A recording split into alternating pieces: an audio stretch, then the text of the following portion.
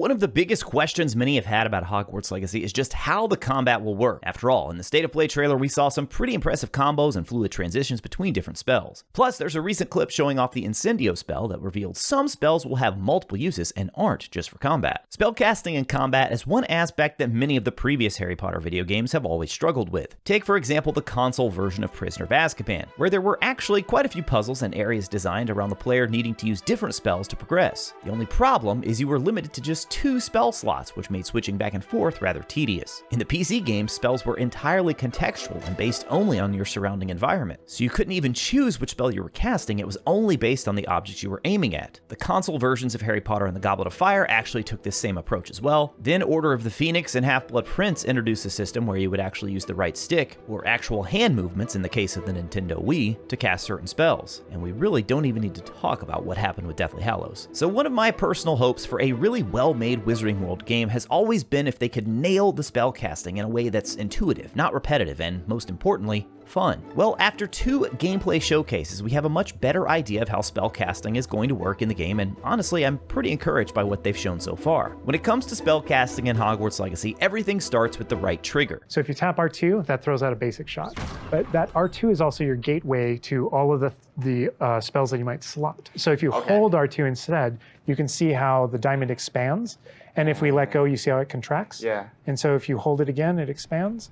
By holding it down, button prompts appear on the 4 spells slotted in the bottom right corner. This reveals the face buttons, and pressing one of those 4 buttons while still holding R2 will activate the corresponding slotted spell, and these can be arranged any way you want. Now, just a bit further down, we see a D-pad icon with one section that's shaded slightly different from the others. This section represents the active set of spells that we see above. So while holding R2, if we instead hit one of the other 3 directions on the D-pad, a new set of spells will appear. We haven't seen what the customization screen will look like just yet, but the basic idea here is that we'll have 4 sets of 4 spells to correspond with each button on the D-pad, which means we'll have easy access to at least 16 of the slottable spells at any given time. So all those combos and quickly switching back and forth between all the different spells that we've seen in the trailer, that's how they do it. As for how many spells are present, game director Alan Tu has revealed there are more than 20 slottable spells. We also got a blurred look at what could potentially be the full list of spells during the second gameplay showcase, and of course fans have already slotted many of the spells we know about into a spot with a list of the unknowns as well. You'll also note the color coding system Avalanche has in place to separate out different types of spells. We have damage spells, which are red, and so far we know about Confringo, Incendio, Defendo, and possibly Expelliarmus. That is, if you believe this icon here is Expelliarmus, which leaves one unknown damage spell. Now, as for the purple spells, you can think of these as force spells. And here we have Accio, which is noted with the hand pulling back and the arrow. We have Descendo, which is the hand pointing down, and the Depulso with the hand pushing forward. And again, that leaves one spell we don't know about in this category. Then we move on to yellow, which are control spells. Here we have the hand in the upright position, and this is the icon for Arresto Momentum. Then we have the feather here, which is actually Levioso, not Wingardium Leviosa. Fun fact, Levioso is purely a levitation spell, whereas Wingardium Leviosa actually allows you to move the object instead. Of course, it's still possible that that spell is in the game as well. And since we actually have 2 slots here in the yellow that are open, very possible it could fit into one of those 2 slots. We have a dark green color coding here, and we actually know about all 3 of these spells because this is where the unforgivable spells are slotted: Avada Kedavra, Crucio, and Imperio. Then we have a set of light green spells, and it seems that all of these are actually associated with different actions you're going to be taking in the Room of Requirement. We have one here with a cup, one with 2 arrows, and then one that looks like some sort of cloud or pellet, possibly Evanesco, maybe to remove an object. Speaking of Wingardium Leviosa, maybe that's the arrow spell. You can kind of like move objects around.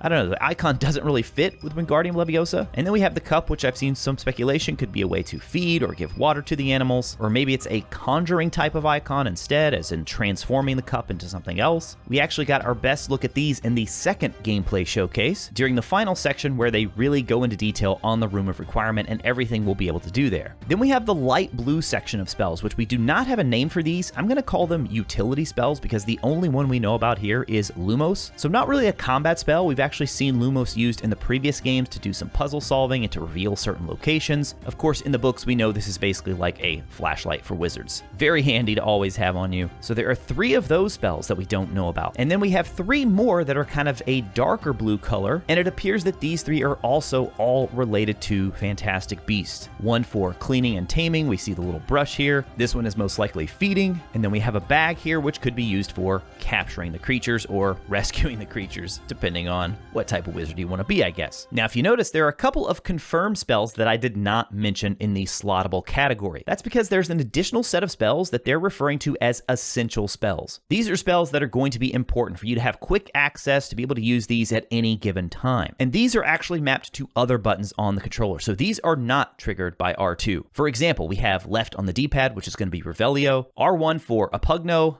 the Ancient Magic Throw, apparently. Looks like that one has been changed, maybe due to a lore reason. And then another one we know about is Protego, which is the shield charm. This is going to be used by pressing triangle on PlayStation controllers, which means Y for Xbox controllers. Now, another spell that's been confirmed is Stupefy. And what's interesting about how this one is cast is it's really being used as sort of a counterattack, at least in terms of the way they described it in the second gameplay showcase. They said when you block with Protego, if you hold down triangle, you'll actually fire back Stupefy as a counter spell. So it remains to be seen if we'll be able to set Stupefy as its own separate spell. We have also seen Petrificus Totalis being used, specifically in this stealth section here, and so it actually appears on the square button, and it only appears here in this contextual situation. So when you're sneaking around, you sneak up behind this guy, and then you can push square for Petrificus Totalis. One of the game's biggest mysteries continues to be the ancient magic and our character's connection to it. You can even use the mysterious, powerful magic your professors do not understand to obliterate your strongest foes. As you chain combo attacks against enemies and collect the blue magical aura left behind after some fights, you'll power up your ancient magic meter. Once it reaches the halfway point, you'll be able to trigger an incredibly powerful attack using L1 and R1. In the showcase, we see this manifest itself in 3 different attacks. One that has this sort of exploding effect, and then another one that just completely makes the enemy disappear, this sort of black smoky effect. And then one that turns the enemy into a chicken. Now, as we have seen a few things already change since that very first reveal trailer, I do feel like I need to point out this spell here, which is most likely Glacius. There's a possibility maybe Impedimenta as well. I still think Glacius is the most likely candidate. However, I will caution folks to say that it is very possible things could have changed. Clearly, this spell was at one point in the game. Maybe it's still in the game and it's one of these unknown slots that we don't know about yet. But seeing that there have already been a few changes we've noticed from that initial trailer, also important to keep in mind that anything could change. And if you want to see the absolute best look we've gotten yet at uninterrupted combat, the second gameplay showcase where they walk through that Dark Arts battle arena is by far the best place to see it. In that very same showcase, they also gave an incredible breakdown of the open world, and I have a video breaking all of that down already here on YouTube. I'll link it here on the right side of your screen, so check that one out next. If you guys are looking for more Hogwarts Legacy content from now leading all the way up to launch, and of course after launch as well, make sure to hit that subscribe button before you go. As always, thank you all so much for watching. I'll talk to you again soon.